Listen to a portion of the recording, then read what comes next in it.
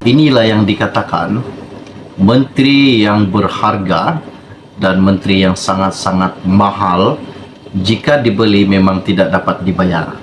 Kenapa saya katakan begitu? Sebab salah satu menteri yang telah dipecat daripada UMNO yang telah mengumumkan baru-baru ini bahwa akan mencalonkan dirinya bertanding di PRN Selangor. Namun, apa yang saya dapat pada hari ini, ada beberapa parti memberikan tawaran yang amat besar, yang amat berharga kepada ahli UMNO yang telah dipecat daripada UMNO. Siapakah yang saya katakan ahli UMNO yang dipecat? Pastinya Khairi Jamaluddin. Ini pasti ramai yang akan terkejut dan tertanya-tanya. Adakah Khairi akan bertanding di PRN Selangor dengan memegang logo kunci ataupun memegang logo Bersatu?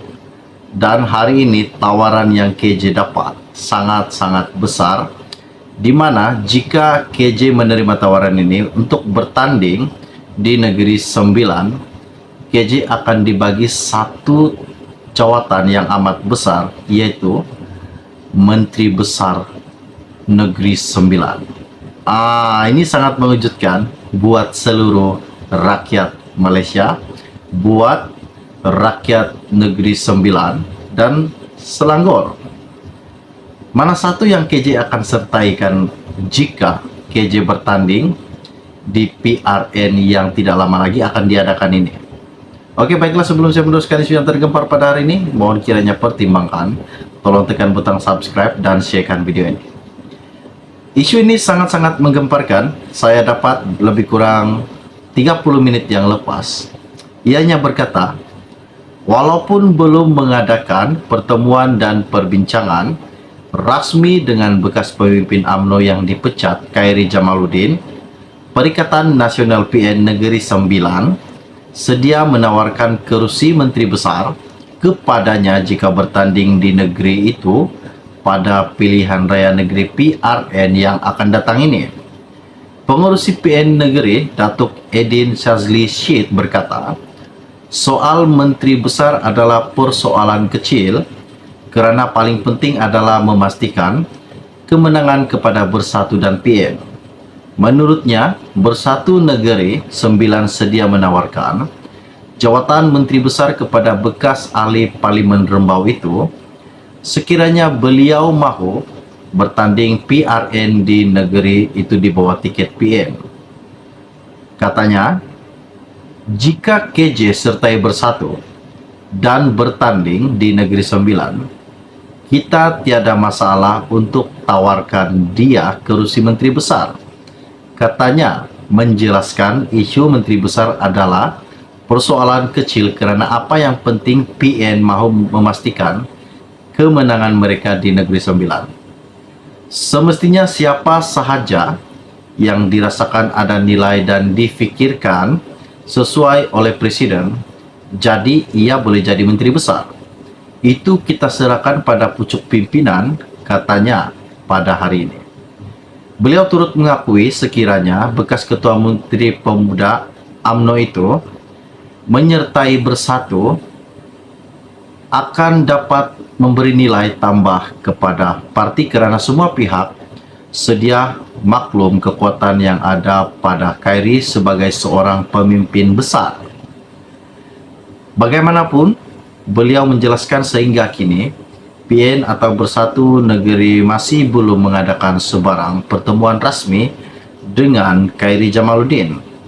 Beliau menyerahkan kepada pucuk pimpinan parti untuk berbincang dengan Khairi Jamaluddin.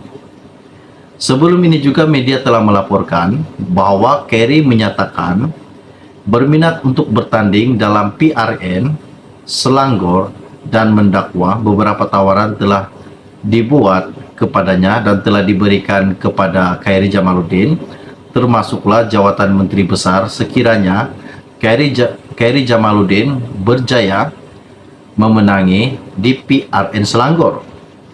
Dan beliau juga mengatakan tidak mendedahkan parti politik mana yang menawarkan jawatan itu. Khairi menyembunyikan parti-parti politik yang mengatakan kepadanya bahwa jika menang dia akan diberikan ini, bahwa jika menang dia akan dapat ini.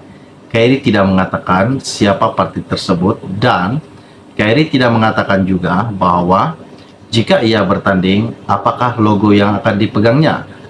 Ini salah satu kejutan buat seluruh rakyat Malaysia dan penyokong-penyokong Kairi Jamaluddin.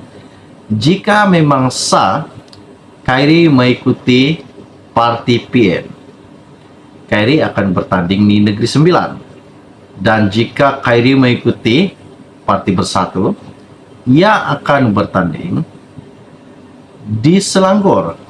Dan mana-mana parti pun yang diikuti Kairi ataupun Kairi menerima tawaran tersebut, ia akan menjadi satu bahwa Muhyiddin mungkin akan menjadi Perdana Menteri ke-11 Malaysia.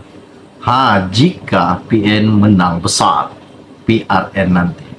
Dan tidak lupa juga, jika Anwar masih berkuasa dengan kedudukannya masih kuat, dengan kepimimpinannya masih ramai penyokong Anwar, mungkin Anwar akan kekal sebagai Perdana Menteri ke-10 Malaysia.